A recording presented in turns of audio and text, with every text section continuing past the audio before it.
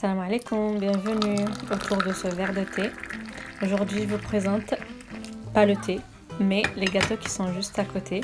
C'est des sablés à la confiture que je fais toujours et encore aujourd'hui. Je vous présenterai cette recette-là qui est magnifique, franchement. C'est des gâteaux qui sont fondants en bouche. Dès qu'on croque dedans, directement, on a le gâteau qui fond en bouche. Ils sont vraiment top, donc essayez-les et puis n'hésitez pas à me poser les questions que vous voulez. La recette en elle-même elle est très facile. Je vais vous présenter l'outil avec lequel je fais mes sablés et toutes les étapes pas à pas. Suivez-les avec moi et on se retrouve tout de suite. Salam alaikum, coucou tout le monde. Alors aujourd'hui, je reviens avec une recette de pâtisserie arabe. Je ne veux pas dire marocaine parce que je pense que c'est un peu partout dans les pays arabes. C'est des sablés à la confiture. Et pour ça, il va nous falloir une pâte sablée que je vais vous proposer aujourd'hui. Et pour cela, il va nous falloir 120 g de maïzena, 120 g de sucre glace avec un sachet de levure et un sachet de sucre vanille. Il va nous falloir un œuf entier plus 2 jaunes d'œufs. Et là, j'ai la moitié d'un citron plus le zeste d'un citron entier. Et là, j'ai 250 g de beurre fondu et un peu de sel, une pincée de sel et pour finir de la farine. Là, pour l'instant, je ne sais pas combien je vais utiliser exactement de farine, mais quand je vais monter ma vidéo, je vais vous l'écrire combien j'ai utilisé exactement parce que d'habitude, je fais mon gâteau à la main, du coup j'ajoute la farine au fur et à mesure, mais là vu que je la fais au robot, je vais essayer d'être précise pour vous donner la quantité exacte que j'ai mis de farine. Donc là je vais commencer à tout mettre dans le robot Monsieur Cuisine Collect. Je commence avec le beurre. Je vais prendre une cuillère comme ça pour récupérer vraiment tout le beurre que j'ai dedans. Pas de gaspillage.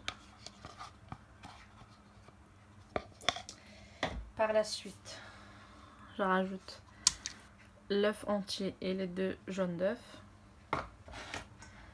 Je rajoute le sucre glace.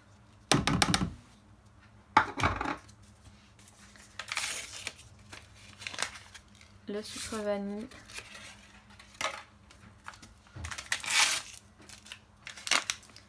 Le sachet de levure.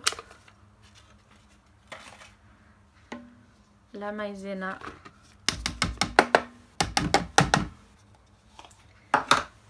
Et le jus du citron plus le zeste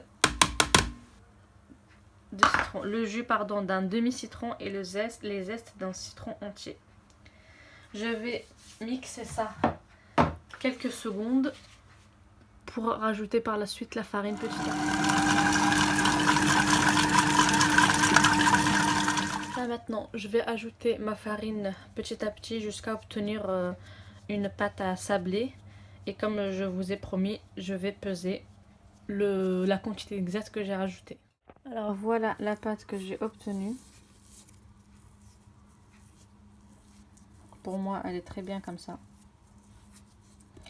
J'ai oublié de vous dire qu'en fait au début quand j'ai rajouté ma farine, j'ai commencé par un mixage simple à la vitesse 4. Et puis quand j'ai fini de rajouter toute ma farine, d'ailleurs je vais vous dire par la suite combien j'ai mis de farine. J'ai fait une session de malaxage de à peu près 20 minutes pour qu'il me ramasse ma pâte de cette façon là. Donc après un simple calcul bien sûr, j'ai obtenu 600 g. Du coup dans cette préparation là j'ai mis 600 g de farine pour obtenir cette pâte là qui est facile à travailler. Elle n'est pas dure, elle n'est pas molle. Donc là je vais la mettre dans du papier plastique et je vais la laisser reposer à peu près 30 minutes au frigo pour que je puisse l'étaler correctement par la suite et faire mes petits sablés. Alors après que ma pâte soit bien dure, elle s'est durcie au frigo, je vais prendre un papier cuisson je vais mettre en dessous. Et je vais prendre un autre papier cuisson que je vais mettre par-dessus. Et je vais étaler en fait ma pâte à l'épaisseur désirée. Après, je vais venir emporte-piécer avec les emporte-pièces que j'ai. Allez, ma pâte à sabler. Je vais venir emporte-piécer avec ça en fait. C'est un ensemble que j'ai acheté également chez Lidl. Et j'aime bien parce qu'en fait on peut alterner les décors. En fait on a deux grands emporte-pièces comme ça. Et puis 4 petits qu'on peut en fait à chaque fois alterner. On peut avoir plusieurs décors. En fait ils sont là. Du coup, pardon, on a comme ça. On peut vraiment faire tout ce qu'il y a ici. Je vais en choisir un et je vais faire mes sablés. Et bien sûr les rechutes je vais les récupérer pour le réétaler après et refaire encore d'autres sablés. Comme ça pas de gâchis. Donc voilà, le plus grand ça va être celui-là, j'ai choisi celui-là. Et après je vais en faire quelques-uns avec ces petits trous là et d'autres avec ça.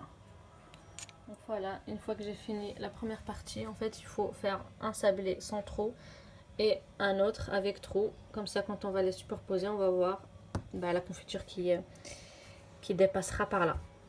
Et il faut bien sûr faire autant de sablés comme ça que des sablés voilà, que des sablés comme ça. Et puis si vous avez des enfants, vous pouvez vous amuser à leur faire cuire ces petites étoiles. Voilà.